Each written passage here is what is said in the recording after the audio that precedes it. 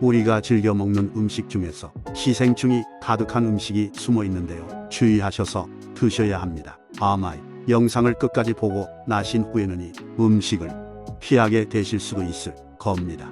이 사실을 알고 나서는 앞으로 이 음식을 못 드시게 될 수도 있으니 지금이라도 알고 싶지 않다면 영상을 보지 않는 것을 추천드립니다. 기생충 감염은 옛날 일이라고 생각하기 쉽지만 요즘도 기생충 감염 질환이 빈번히 발생합니다. 질병관리본부 자료에 따르면 2018년 한 해 동안 기생충 감염증으로 공식 신고된 환자 수만 2,700명이 넘습니다. 주요 기생충 종류로는 다양합니다. 한림대 의대 기생충학교실 허성 교수는 임상에서 개회충과 고래회충이 흔히 발견된다고 말했습니다. 평소에 생으로 먹는 음식을 즐긴다면 기생충 감염에 주의할 필요가 있습니다. 개회충과 간흡충 등에 감염될 경우에 가벼운 몸살과 복통을 앓게 되며 심하면 백내장 척수염, 내막염 등이 발생할 위험도 있습니다. 강에서 잡은 민물고기를 익히지 않고 회로 먹으면 간흡충에 감염되기 쉽습니다. 간흡충은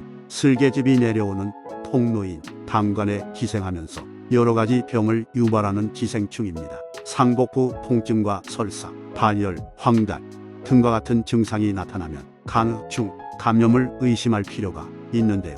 이 기생충에 감염되면 담낭염, 담관염, 폐혈증 등을 유발하고 간흡충이 담도로 이동할 경우 담도, 담낭암으로 발전할 위험도 있습니다. 담도암 발생 위험을 4.8배 높인다는 학계 보고도 있습니다. 간흡충은 간디스토마라고도 불리는데요. 간디스토마의 전국 평균 감염률은 2%, 안팎이라고 알려져 있습니다. 강가 주변으로 가면 감염률은 더 높아지는데요. 2011년 충북 옥천 지역 주민들의 경우 간디스토마 감염률은 24.1%에 달하기도 했습니다. 쇠우롱이에 붙어 사는 간흡충은 쇠우롱이에서 민물고기로 옮겨간 뒤 회를 먹을 때 사람 몸으로 침투합니다. 사람 몸에 들어온 후에는 담관에 기생하는데요. 대변 검사나 혈액 검사를 통해 감염 여부를 확인할 수 있으며 프라지관텔 성분 구충제로 치료할 수 있습니다. 그렇다면 소고기는 어떨까요? 돼지 사육 환경이 개선되면서 돼지마저도 덜 익혀서 먹어도 될 정도가 되었는데 그러면 소고기도 안전하지 않을까요? 기생충 전문가 서민당국대 의대 교수는 소의 간만 조심하면 된다고 말합니다. 소에는 민천충이라는 기생충이 살기 쉽지만 이 기생충은 인체에 들어와도 특별한 문제를 일으키지 않는다고 합니다. 육회나 레어 스테이크를 먹어도 큰 문제가 없는 이유죠. 술안주나 반찬으로 생간을 즐겨 드신다면 기생충 감염에 주의해야 합니다. 생간을 먹은 뒤 발생하는 기생충 감염은 주로 개회충에 의한 감염입니다. 개회충은 소 말고도 염소개, 오리 등 동물의 간에서 발견되며 우리 몸에 들어오면 폐나 간에 기생합니다. 개회충에 감염될 경우 열이 나면서 몸살 증상이 생기고 개회충이 혈액을 통해 눈이나 뇌로 이동하면 눈이 침침해지거나 눈에 부유물이 생기고 장과 간에 염증이 생길 수도 있습니다. 심하면 백내장이나 척수염, 간질환, 뇌경색 등이 발생할 위험도 있습니다. 이 같은 증상이 나타나면 병원을 찾아 검사하고 치료받는 게 좋습니다. 약국에서 판매하는 일반 회충약을 복용해도 되지만 약을 한 번 먹는 것만으로는 조직 내 유충이 사멸되지 않을 수 있기 때문입니다. 증상에 따라서는 5일 이상 복용하거나 스테로이드를 함께 먹어야 할 수도 있기 때문에 병원을 방문해 정확한 검사를 받고 전문의약품을 처방받는 것이 좋습니다. 최근 경기 이천시의 한 맥도날드 매장에서 판매 중인 햄버거의 생선살 패티에서 고래회충으로 의심되는 이물질이 나와 논란이 됐습니다. 구매자 A씨의 패티를 수거해 JTBC가 대학교 연구팀에 의뢰한 결과 복통을 유발한 물질은 패티 안에 고래회충인 것으로 추정됐습니다. A씨의 자녀는 햄버거를 먹은 후 복통을 호소했다고 합니다. 고래회충은 고래류 등 바다에 사는 포유류에 기생하는 회충으로 받아